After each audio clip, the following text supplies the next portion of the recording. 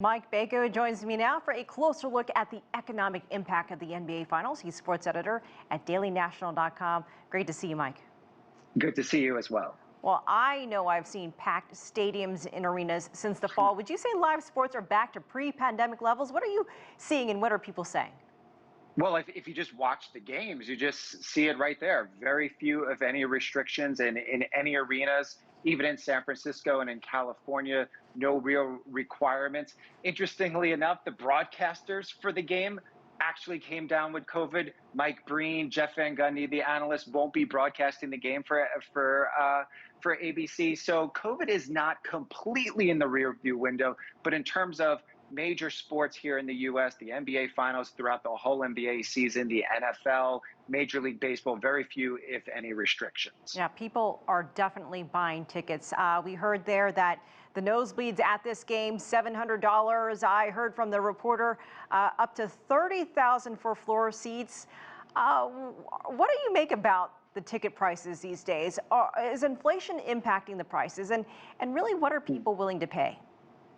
Well, they're willing to pay whatever it is to get in, especially in a place like San Francisco. Inflation, not so much a factor on ticket prices, but building a new arena that's over $1 billion, like the San Francisco arena there, Chase Center, moving from Oakland, one of the oldest arenas in the NBA, the Warriors ownership really put in all the bells and whistles. So when you look around that arena, you'll see everything state-of-the-art modern, but what you will also see are millionaires and billionaires in the seats. It is super expensive to get tickets there.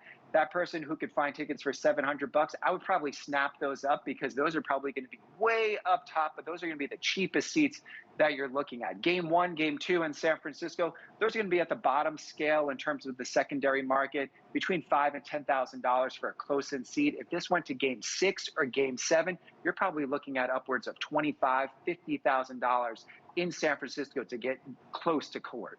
Some of those tech titans can certainly afford it. Let's look at San Francisco and Boston. What do these cities, the teams and brands, stand to gain from a championship series? And how does that compare to what the FIFA World Cup or the Super Bowl does in terms of money? Well, in terms of money, nothing comes remotely close to what the World Cup brings in, not only in terms of teams qualifying and the overall rights fees, but even just from the prestige of all the games being played.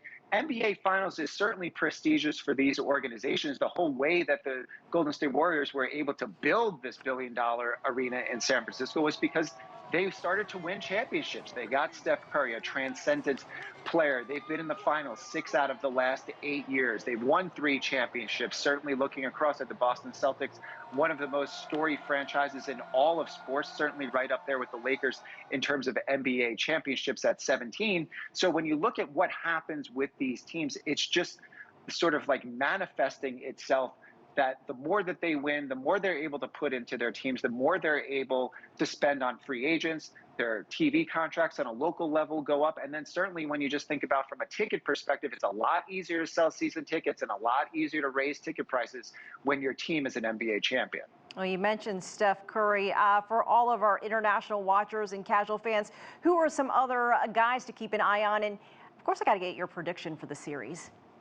So I'll give you the prediction in a second, but obviously Steph Curry, the main player that everyone on a national and international stage probably knows at this point. Draymond Green, a defensive force and an offensive orchestrator for the Golden State Warriors. Klay Thompson, someone who is just beloved in NBA circles, but is coming off of 2 major injuries to his Achilles and to his knee. He hasn't played in the last 2 years, so he's making a triumphant return for this regular season and playoffs. And on the Celtics side, 2 transcendent stars, their young stars, Jason Tatum and Jaylen Brown. Those are really the main focus points that people want to keep an eye on. From an international perspective, Andrew Wiggins from Canadian descent, Jonathan Kuminga on the Warriors from the Republic of Congo, the first Dominican-born player, Dominican Republic player, Al Horford for the Boston Celtics.